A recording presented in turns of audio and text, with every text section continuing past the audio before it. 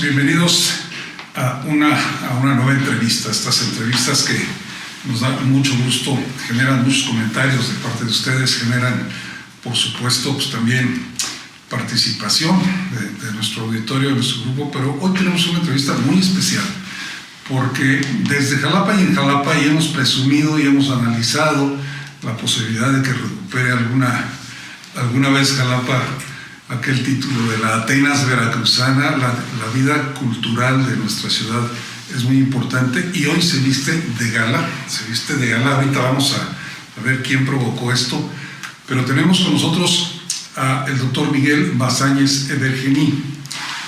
Por primera vez voy a utilizar aquí el acordeón porque creo que vale la pena presentarlo como se debe. Es licenciado en Derecho por la UNAM, maestro en Administración Pública de la Universidad de Warwick en Inglaterra, doctor en Ciencias Políticas de la Escuela de Economía de la Universidad de Londres.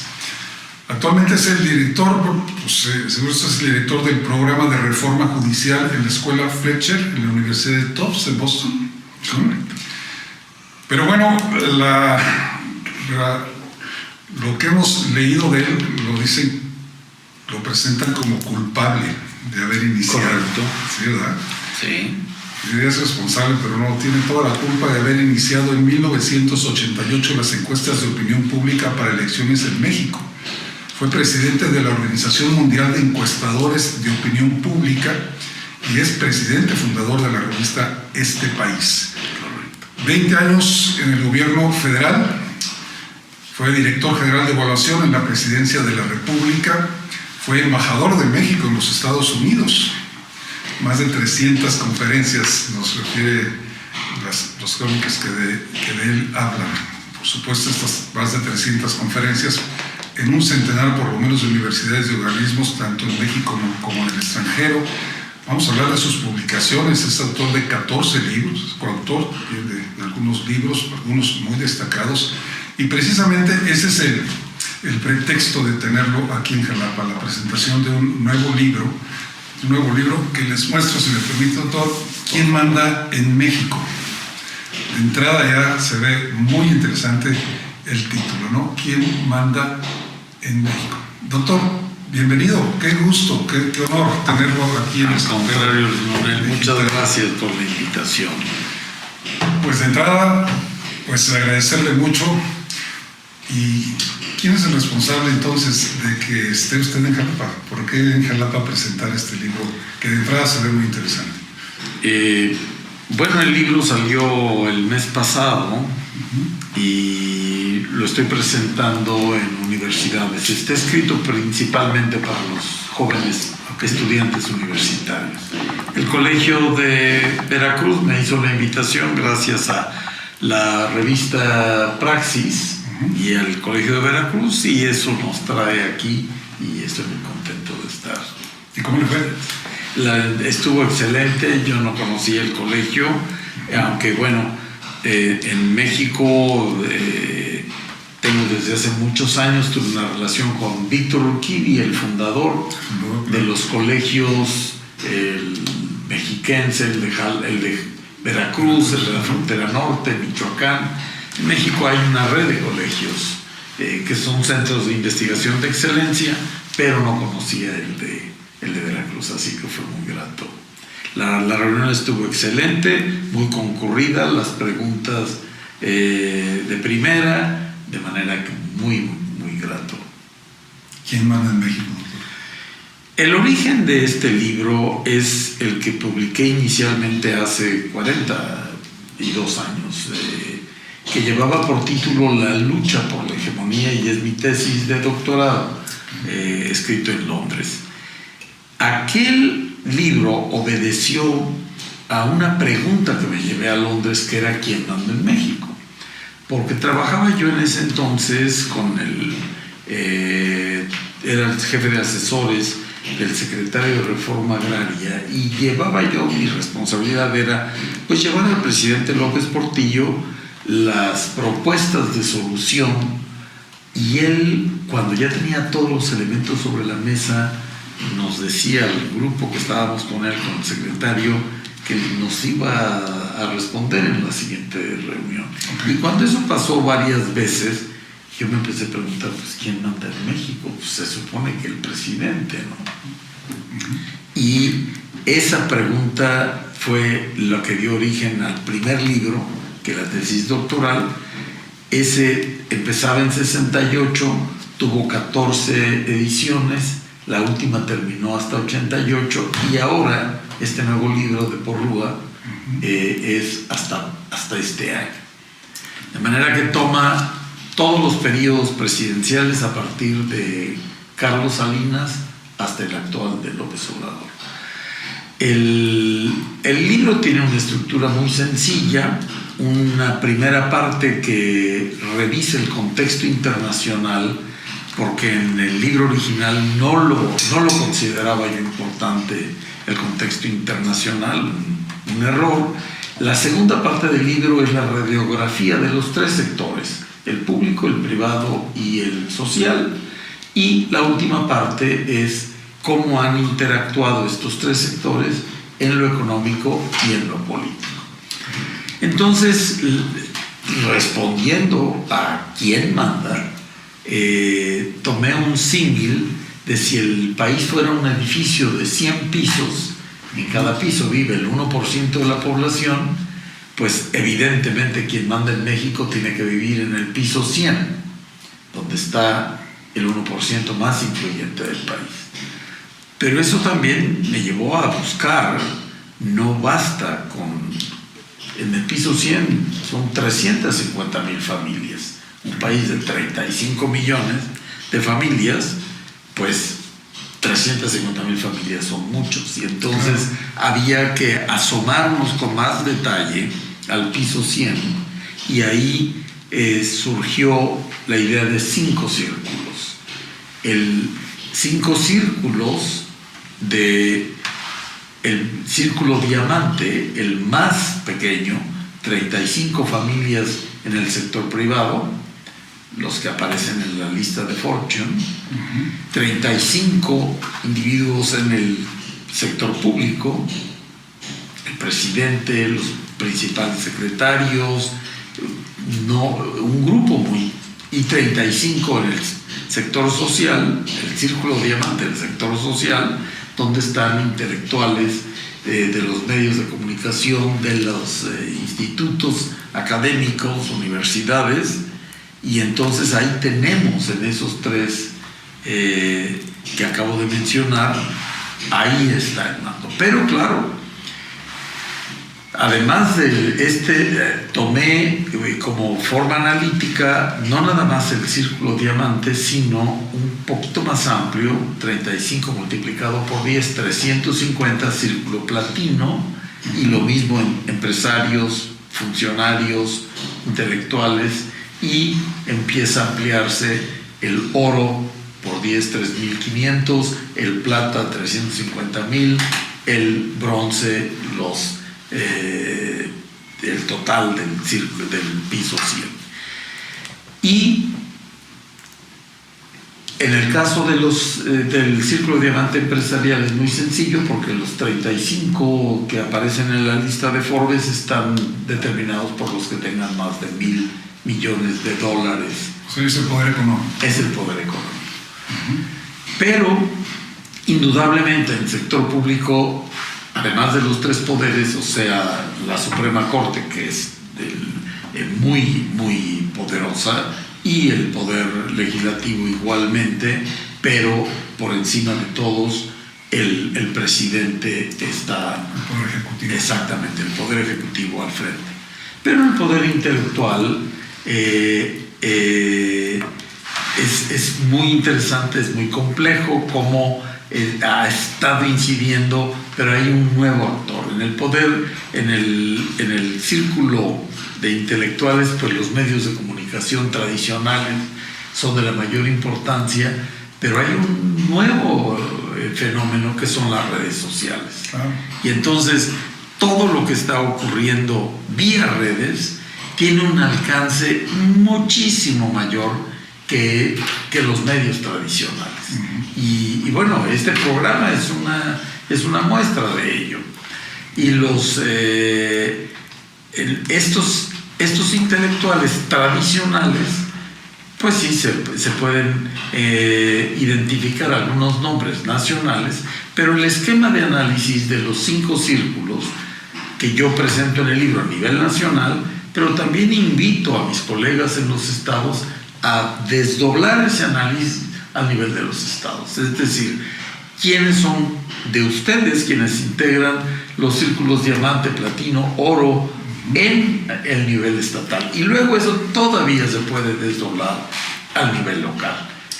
Ahí está el mando. Entonces, el libro termina mostrando que el poder del presidente, como se conocía en la época de Díaz Ordaz y de Echeverría y de lo que ya no es igual al poder presidencial de hoy en día, porque el país es mucho más complejo, hay muchísimos más actores, el país está influido por los organismos internacionales, el Tratado de Libre Comercio, muchísimas más fuerzas de las que estaban presentes hace algunos años. De manera que la radiografía que presenta el libro es muy compleja, pero también lo hace muy interesante para entender cómo se determina la economía y la política hoy en día. Pues muy interesante. Interesante porque además, bueno, es cierto, el fenómeno de globalización pues modifica las estructuras de poder y las estructuras también en cuanto a las relaciones internas y por supuesto abre hacia lo externo una posibilidad de decir. Pero también entiendo que en este piso 100 pues debe haber algunas divisiones interesantes porque hay poderes, bueno, déjenme usar esa palabra, nada más para poder plantear mi pregunta, hay poderes que son más permanentes, el otro es temporal, el poder político pudiéramos considerarlo un poder temporal porque va cambiando en la medida que los otros pisos intervienen, ¿sí?, para dar ese agregado en el piso 100 a esos 35 poderosos. ¿Sí me explico? Claro. Sí, interesante. Sí. En el círculo diamante del sector público, del gobierno, pues, cambia constantemente. En cambio, el círculo diamante del sector privado es prácticamente inamovible. El círculo diamante del sector social no se mueve tan rápido como el sector público, pero tampoco es tan permanente como el sector privado. O sea, es una posición intermedia. Y eso es importante tenerlo claro y encontrar cómo al paso del tiempo se van modificando estas. De manera que, bueno, ahí es donde estamos en esta... Y habría que decir, y nada más porque me siento yo en el piso 23, ¿no? O 15, no tengo idea, pero habría que pensar también que, bueno, los que habitamos ese edificio que usted utiliza, en otros pisos pudiéramos tener alguna influencia a través de la participación ciudadana en lo que pudiera resultar ya del piso 100, por lo menos en ese sector, en el sector público. ¿Es correcto? ¿Se toma en cuenta esto? Definitivamente. El sector privado está totalmente enfocado y concentrado a su función principal, que es la producción de bienes y servicios. Difícilmente tiene tiempo ni preparación para estar pensando en el futuro del país y en el análisis de las circunstancias, porque eso le toca a la fracción intelectual. El sector público está concentrado en resolver los problemas cotidianos, en resolver los conflictos de los distintos segmentos sociales. Entonces, le queda a la fracción intelectual el estar leyendo la realidad diaria. Particularmente el periodismo es el lector por excelencia de la realidad cotidiana, y luego el sector académico empieza a, utilizando la información periodística, la observación de lo que ocurre, empieza un análisis más pausado, y con esos ingredientes se puede empezar a pensar qué es la problemática del país, cómo se puede resolver. Pero entonces, por esa razón, es que el sector intelectual termina siendo indispensable para el futuro del país y termina siendo muy influyente porque va a ser la formación de ideas la que determine la forma en que tanto el sector público como el sector privado interpretan lo que ocurre en México. Y esto empieza en el nivel nacional, se transmite al nivel estatal, se desdobla al nivel local y es una cascada de formación de pensamiento y de lucha de ideas que va determinando cómo camina el país. Estos 40 años desde aquel libro de hegemonía hasta quién manda en México, híjole, de repente encuentra, me imagino, de repente podemos encontrar un ingrediente, pues desde el punto de vista de esta trayectoria, de esta historia o de este tramo histórico nuevo, esta cuarta transformación, este ataque a los medios, ¿sí? Pues cuestionamiento, pero también ataque a los sectores productivos, ¿sí? Esta violencia verbal de repente, ¿no? que está sacudiendo al país en términos de que algunos académicos y algunos periodistas también, de hecho, se han enfrentado o se ha tratado de enfrentar y de dividir a un país como México. ¿Esto da para otro libro? ¿No? López Obrador es, igual que fue Carlos Salinas, ambos son desarticuladores de instituciones. Así es. México creció ininterrumpidamente 50 años, desde 1933 hasta 1982, casi al 7% anual. Esa es una hazaña única y el mérito es particularmente del PRI, del sistema. Pasa más. Exactamente, del sistema político mexicano, de ese presidencialismo, un crecimiento, un progreso en paz, de 1933 a 82. Eso fue producto de identificar tres fuerzas sociales, que fueron los campesinos, los obreros y los sectores populares, que además el sistema político mexicano no nada más los identificó, sino que los incorporó en su estructura y fueron los tres sectores del PRI. Esos tres sectores le dieron la claridad y la consistencia porque tenían demandas muy simples, muy poderosas. Los campesinos querían que les devolvieran su tierra, los obreros querían industrias para tener empleo y los sectores populares querían escuelas y universidades para estudiar. Y el sistema político leyó bien, identificó bien los sectores, leyó bien sus demandas y se puso a hacerlo. Y lo hizo extraordinariamente bien, de manera que él modernizó al país. Ese es el gran triunfo que el PRI le aportó al país. El PAN, a partir de esa constitución, fue un partido muy digno de tratar de pelear, de tratar de mostrar su forma de pensar, y a pesar de 50 años sin poder tener prácticamente el poder en ningún lado, no cejó, fue constante y finalmente en el 2000 le da al país una alternancia que ya el país necesitaba. De manera que si uno voltea al siglo XX, yo me siento, después de terminar la revisión para actualizar este libro, la verdad es que me siento muy orgulloso de lo que México ha logrado. Y igual que lo que aportaron el PRI y el PAN, bueno, el PRD también dio otra batalla a partir de 88 y finalmente lleva a la izquierda a la Ciudad de México.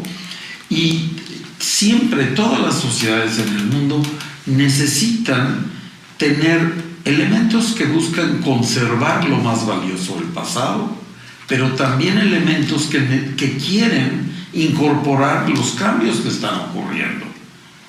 Por eso, ambas fuerzas son indispensables para el sano crecimiento de un país.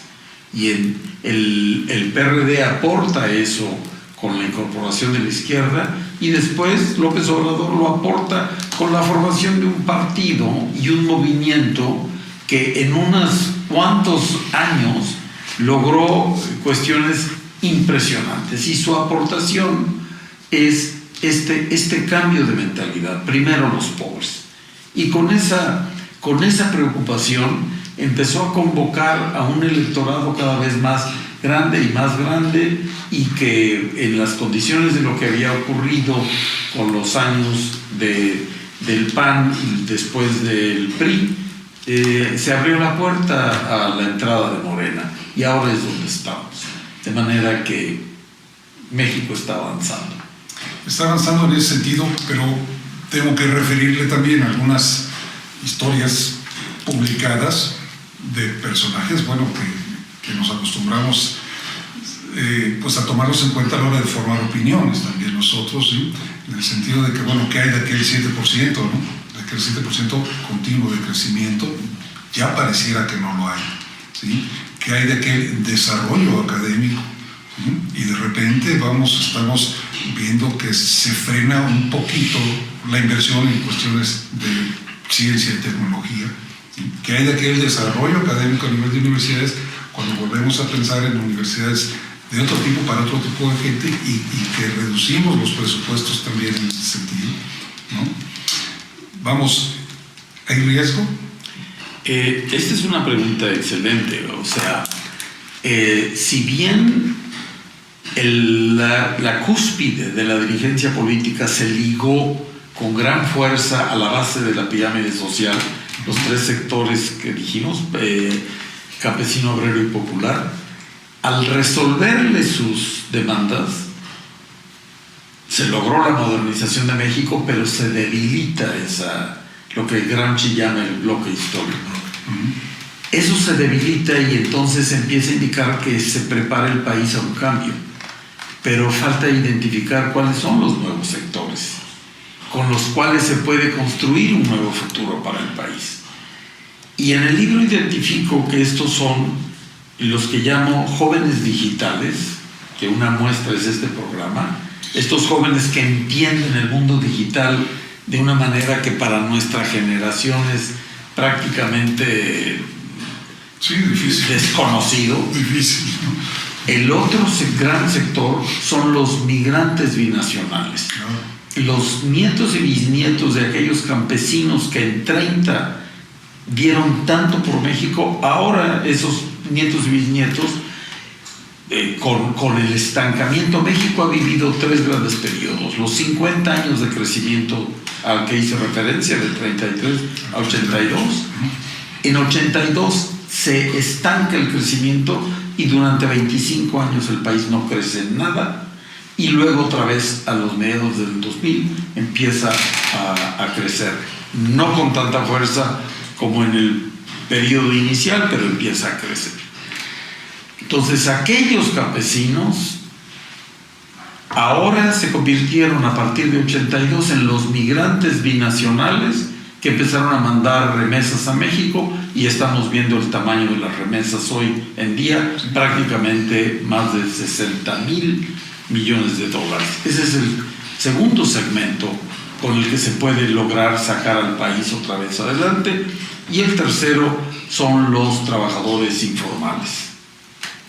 La informalidad, la economía no ha tenido la capacidad de resolver, de absorber el 56% de economía informal que hay hoy en día. Eso nos habla de que el país requiere una reforma estructural profunda. Y estos tres sectores que digo, jóvenes digitales, migrantes binacionales y trabajadores informales, serían el sustituto de lo que fueron los tres grandes del siglo XX, campesinos, obrero y popular, pero todavía no están reconocidos ni por los analistas, ni mucho menos por los partidos. Pero eso hace, yo me siento muy orgulloso del pasado en México, y muy optimista del futuro por esta razón que digo. Bueno, ahí va para su optimismo. Me preocupa un poco la conformación de este sector diamante en cuanto a lo que el sector público se refiere, porque no le voy a decir estábamos acostumbrados, ni lo voy a decir mal para decirlo rápido, ¿de acuerdo? Sí, por favor. Estábamos acostumbrados a encontrar en el gobierno y en los puestos de gobierno también a grandes administradores o a la gente que sería responsable de administrar recursos importantes, no solamente proyectos, de la planeación, del desarrollo y del ejercicio de los recursos del país para el proyecto que se planteara y que se aprobara desde el Poder Legislativo. Y ahora da la impresión de que preocupa muy poco a ese círculo diamante público del piso 100, preocupa muy poco quién esté al frente de las instituciones. El comentario que yo haría es la primera vez que Morena, que la izquierda tiene oportunidad de gobernar a nivel nacional. Y hasta estatales, locales también. Bueno, sí, claro. No dije estatales porque estaba pensando en la izquierda en la Ciudad de México, pero prácticamente en el resto del país habían sido muy, muy escasas las experiencias. Y eso me hace pensar en qué es lo que le pasó a Carranza en 1918. O sea, Carranza entra a gobernar, pero el equipo con el que él entra estaban acostumbrados a volar trenes, a tomar plazas, a montar a caballo, a disparar, pero no a gobernar. ¿Por qué? Porque nunca habían tenido la oportunidad de hacerlo.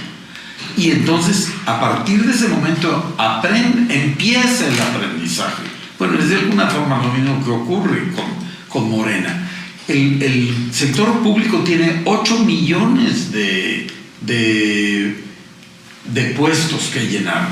Empleados. Entonces, ¿cómo se llenan 8 millones? Claro, la enorme mayoría de los puestos están tomados, pero los de dirección estamos hablando de 25,000 puestos. Entonces, es obligado que no sepan, porque es la primera vez que la fuerza de un partido nuevo está tomando y va a tener que aprender. De manera que, si bien México había formado durante años, fue mejorando, y el gobierno mexicano llegó a un nivel increíble de especialización. En el libro están tratados los componentes del sector público. Yo diría que hubo una influencia lamentable en el periodo de Vicente Fox de convencer de que los funcionarios públicos deberían de ganar igual que los privados. Entonces, López Obrador hubiera podido incorporar a muchos expriistas que se hubieran incorporado sin problema, pero ya tenían la idea de que no, que sus ingresos deberían de ser mucho más altos que los que quería pagar la 4T. Y entonces eso hizo que no pudieran entrar tantos como hubiera sido deseable. Pero este es un efecto pasajero. Que los hubieran incorporado. Definitivamente. Sí. Definitivamente. O sea, incorporó a los que se dejaron. La 4T incorporó a todos los que quisieran sumarse, pero hubo muchos excelentes funcionarios. Bueno, yo trabajé 20 años, desde que salí de la Facultad de Derecho en 68 hasta 88, trabajé en el gobierno y puedo constatar que el nivel profesional que se estaba alcanzando era excelente, sí, y eso continuó realmente, y es algo que se habrá de retomar. Hay instituciones que se crearon, como fueron el IEPES en el PRI, el Instituto de Estudios Económicos, Políticos y Sociales, y el INAP, el Instituto Nacional de Administración Pública, que hablan de una profesionalización muy importante. De manera que, bueno, eso se habrá de retomar y la preocupación existe, pero cuando hay que llenar 25,000 puestos de alta dirección, no es tan fácil. Aunque tenga el deseo de incorporar gente valiosa si esa gente no quiere los sueldos más modestos que se pagan. Es cuestión salarial, qué triste que se resuma eso. Pero bueno, entonces ya estoy empezando a compartir su optimismo, es cuestión de tiempo, y pareciera pues que México, y ya me refiero a los mexicanos, pues podríamos aceptar que este tiempo transcurra y que al final retome en algún momento su desarrollo y su vida. Así es. Una pregunta que a lo mejor no va mucho con este tema, pero me gustaría que usted me ayudara con esto. ¿Cómo se observa México desde el extranjero? Le voy a plantear dos referencias. En alguna ocasión, precisamente en ocasión de un informe de gobierno, aquí vino el que entonces era, y le hablo de por lo menos 35 años o 40 años atrás, el que era el jefe de información del Excelsior, que en esos tiempos era el periódico de la vida nacional, que informa opinión, ¿se acuerdan? ¿Sí? Y él venía y me tocó a mí por alguna circunstancia pues que me enviaran a recibirlo al aeropuerto, trasladarlo a Jalapa, y ser así como que su compañía antes, durante y después del informe. Y él me decía que pasaba, jefe de información de Excelsior, pasaba 6 meses en Europa y 6 meses en México, ejerciendo su función de jefe de información del periódico más importante pues, del país. Y a mí, bueno, pues, ¿cuál internet? ¿No? ¿Cuáles computadoras? O sea, a mí se me hacía difícil, bueno, ¿cómo puedes trabajar la jefatura del periódico más importante del país desde Europa 6 meses? Dice, es que desde Europa se ve mejor lo que sucede en México y se entiende mejor. Claro. La síntesis de cómo se ve en México en el extranjero, yo diría, se ve excelente. Se ve excelente. Se ve excelente.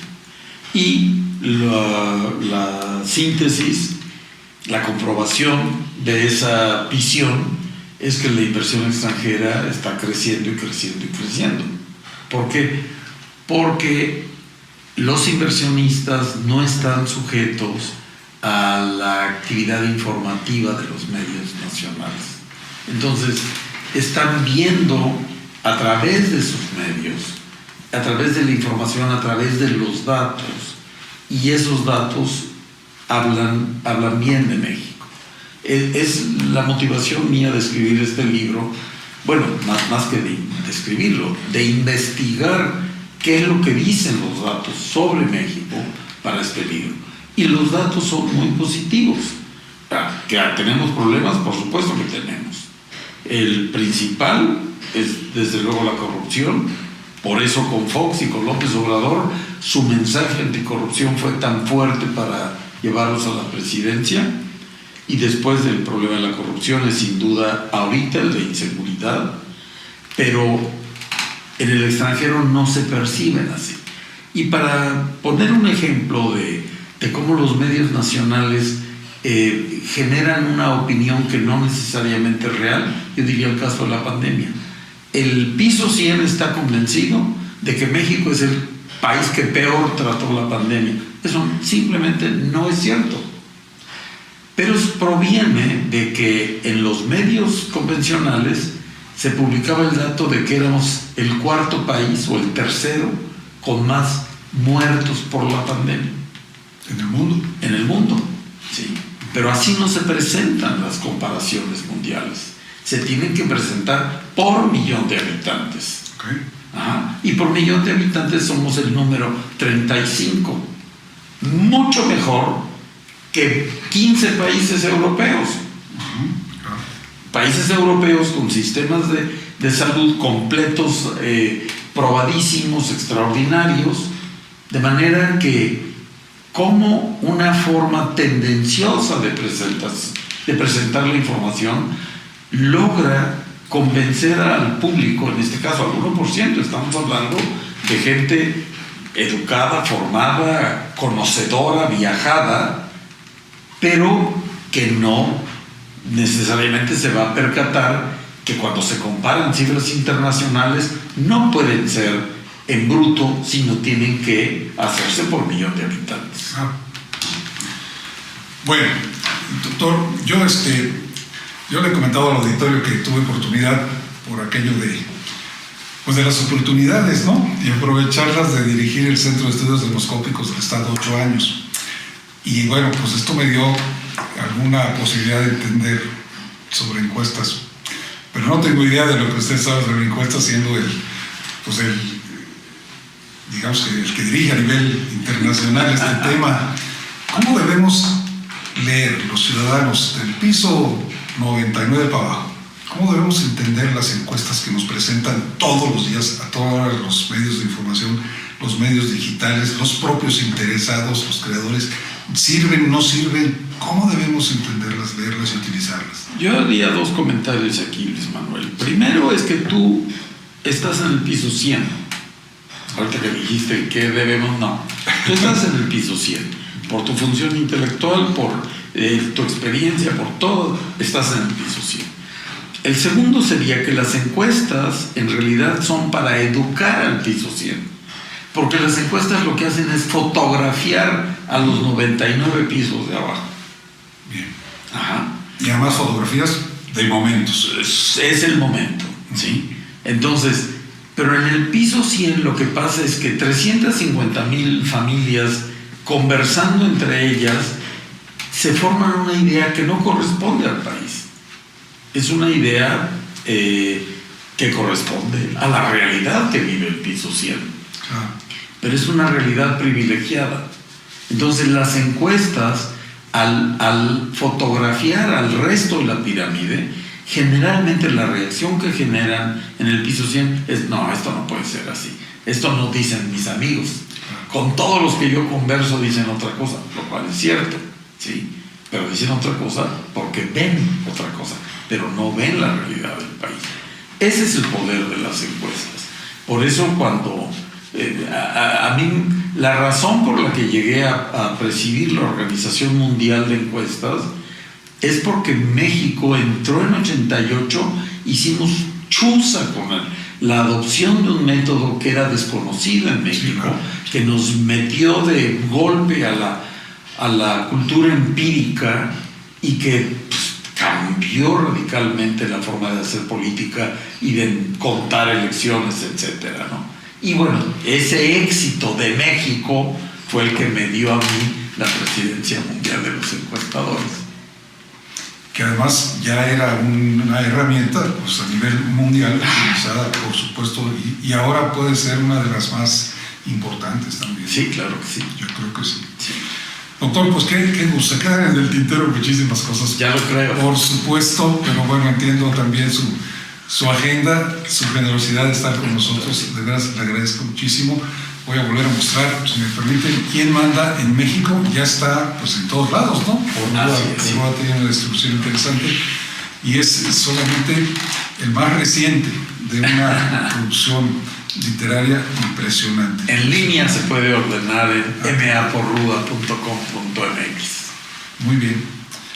Pues yo acostumbro terminar aquí mi participación en el programa y decirle al invitado, decirle a usted, doctor, pues que le agradezco mucho. Yo aquí termino, es su cámara, es su auditorio. Si quiere despedirse, yo con mucho gusto. Muchas gracias, un gran gusto y espero que nos podamos ver pronto en otra ocasión. Pues ojalá esta es su casa. Muy bien, pues continuamos en nuestro canal digital. Muchas gracias.